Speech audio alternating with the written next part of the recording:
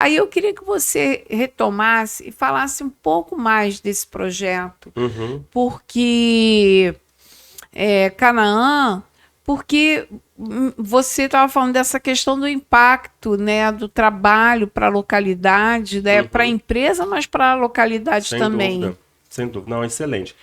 A gente olha para o empregado que já está na Vale, então como é que eu desenvolvo o nosso técnico operacional, como é que eu desenvolvo o nosso público especialista, como é que eu desenvolvo, junto com outras estruturas que nós temos ali na VP de pessoas, os líderes, por exemplo, né, junto com a Alejandra, que é a minha par, que cuida ali dos treinamentos de liderança. Só que antes de cuidar do empregado que já está conosco, para responder a esse desafio de evasão e de escassez de mão de obra, eu tenho que olhar para quem não está na Vale ainda. Sim, Porque aí eu tenho que olhar para esse jovem que teve um despreparo, né, uma falta ali de conteúdo mais técnico no ensino fundamental e no ensino médio, quando ele chega no mercado de trabalho, ou até antes de chegar no mercado de trabalho, como é que eu chego até ele, me conecto com ele e falo para ele sobre carreira técnica? sim, Como que eu atraio ele para a carreira técnica? Para que ele possa fazer parte desta nova, vamos pensar assim, mão de obra e cobrir um pouco a escassez que nós sim. temos no Brasil. Dados gerais de 24 para 25. O último dado que eu estudei dizia que nós temos 78 mil déficit de engenheiros, 78 mil engenheiros a menos se formando no Brasil hoje. Sim, Então era uma profissão cobiçada no passado, eu lembro disso, né? Eu tinha colegas na escola que falavam, eu quero ser engenheiro mecatrônico, quero ser engenheiro civil, quero ser engenheiro de computação, tecnologia. Hoje esse interesse é muito menor, né?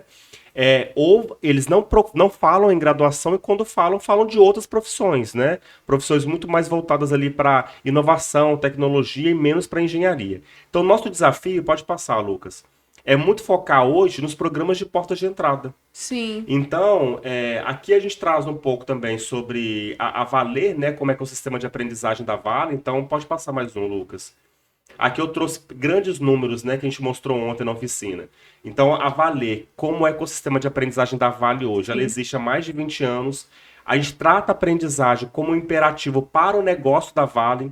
Então, uma coisa que eu sempre falo com o meu time é onde que essa iniciativa de aprendizagem, onde que esse pedido de aprendizagem, esse treinamento que foi nos pedido há pouco, conecta com a estratégia da Vale. Para quais indicadores da Vale a gente está olhando? Olhando para a estratégia da Vale, o que essa ação de aprendizagem vai responder? Então, isso mostra o direcionamento que a gente tem. Vai fazer um treinamento? Vamos conectar esse treinamento? Ele tem que estar conectado a alguma estratégia da Vale. Senão, Sim. não faz sentido seguir com ele, né? Que é muito do que está ali, né? Aprendizagem como imperativo para o negócio da Vale para responder aos desafios da Vale. Aí, passando mais um pouco, a gente tem ali o slide que eu trouxe para vocês, que são as iniciativas para o norte, pensando que existe uma estratégia declarada do negócio ali no norte, né, Pará e Maranhão, como que olhando para essa comunidade, para onde nós estamos localizados e investindo cada vez mais, como que a gente olha para aquelas pessoas e pensa assim, como que eu atraio essas pessoas para vir para Vale? E nesse momento de atração, como que eu construo programas de aprendizagem para que eu não só atraia, como eu desenvolva, Sim. né, esses jovens.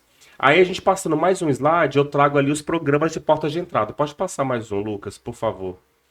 Aqui, programas de portas de entrada. Hoje nós temos, Eleonora, programa Jovem Aprendiz. E aí o Jovem Aprendiz na Vale, ele tem cada vez mais assumido uma postura mais técnica e menos de qualificação.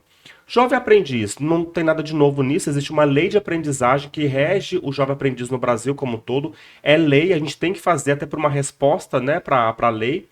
Dado isso, o que a gente tem feito na Vale? Eu não quero só fazer para cumprir cota.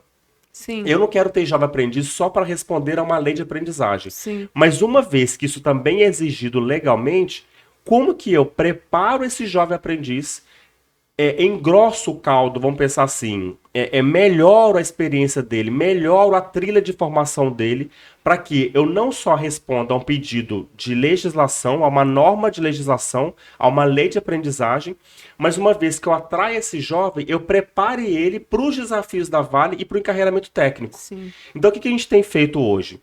Olhado para os cargos que o negócio demanda. Então, quais são os cargos técnicos operacionais nível 1 e nível 2 para os próximos anos da Vale? 28, 29, 2030. Ah, são esses aqui: mecânico, eletricista, soldador, vulcanizador, operador de mina. Olhando para esses cargos, qual que é a demanda que o negócio tem nos próximos 2, 3 anos? Ah, são esses. Então o que a gente fez? Recolhemos ali, né, selecionamos, mapeamos quais são os cargos, entendemos o seguinte: para esses cargos eu consigo oferecer uma formação robusta, parruda, segura, para o jovem aprendiz, para que ele tenha tempo de se preparar, para daqui a 2 anos ele poder ser efetivado como um técnico operacional nível 1, por exemplo, operador de mina? E aí, qual foi a estratégia, Leonora? A Vale, por mais que a gente tenha no meu time, por exemplo, instrutores muito preparados, e a maioria deles veio da operação, a gente poderia fazer isso dentro de casa? Poderia, mas não faz sentido fazer isso sem a iniciativa do Sistema S. Sim. Então, nós resgatamos, fortalecemos, nutrimos ainda mais a parceria com o Sistema S. Sim. Senai, SESI e por aí vai. E aí, o Senai sempre foi muito aberto e muito disponível, né? Já existia essa parceria muito forte com a Vale, não só com a Vale, com a indústria brasileira de modo geral, né? Esse é o motivo pelo qual o Senai está aqui e existe há muito tempo, né? E um parceiro muito sólido da indústria no Brasil. Então, nós voltamos para o Senai e falamos assim: Senai, essa é a demanda que nós temos para os próximos anos. Quais cursos vocês têm hoje que nós já poderíamos trazer jovem aprendiz para essa trilha? Sim. E a gente começou a fazer um depara. Então, dos cargos que eu preciso preencher na Vale versus quais os planos de curso que o Senai já tem, como que a gente faz esse match? E aí a gente descobriu que alguns cargos, por exemplo, a gente não tem hoje um plano de curso pronto já. Que o que o Senai falou, não tem problema, a gente pode construir juntos. E aí nós estamos construindo alguns planos de curso, enquanto outros já existem, e os que já existem, a gente foi encontrando oportunidades de melhoria. Então dá para fazer mais prático? Dá para ter atividade prática desde o início? Dá para fazer o que a gente está chamando de PJA, Programa Jovem Aprendiz Técnico Concomitante? O que é isso? Ele já começa na unidade da Vale. Então, ao invés dele ficar 1 ano, por exemplo, no Senai, sem nunca ter pisado numa obra da Vale, numa operação da Vale, a gente já começa a construir um concomitante onde, de manhã, ele tem aula com o instrutor Senai, à tarde ele tem aula com o instrutor Senai ou tutor da própria Vale. E Bacana. desde o dia 1, desde o D1, ele já está na oficina da Vale. Então ele já conhece o líder dele, os colegas de trabalho, onde fica localizada a oficina, a estrutura da Vale, a operação da Vale. Ele já entende o ambiente, ele já faz um aculturamento, a gente já observa se ele tem fit cultural com a nossa realidade e ele não é surpreendido, que é o mais importante. Qual que foi a escuta que nós fizemos com o negócio? E tudo isso é importante falar, que a gente não criou nenhum programa sem fazer a escuta com o negócio, que isso é muito importante, Sim. né? Ir ao negócio, fazer o Gemba, ouvir do negócio e entender o que nós estamos criando aqui faz sentido para vocês? Ou até antes de criar algo, né? O que você tem de demanda, de expectativa? Traz para mim, vamos fazer uma escuta junto com os BP, junto com a liderança local, né? E a gente tem cada vez feito essa escuta, né? Muito ali com os stakeholders da VP de pessoas. E aí, depois que é feita essa escuta, a gente desenha o programa que melhor atende o nosso negócio. Sim. Né? Então, o Jovem Aprendiz, a gente tem trazido muito uma pegada mais técnica e menos teórica. Então, nós temos o Jovem Aprendiz técnico concomitante, por exemplo, que era uma coisa que a gente não tinha antes. Além disso, temos o programa de formação profissional e também temos o programa Trainee de Engenharia, que nós resgatamos, né, no ano passado.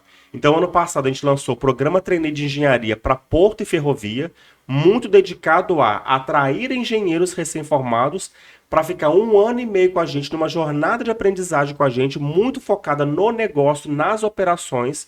Então, não é um trainee corporativo para pipeline de liderança, é um trainee da operação.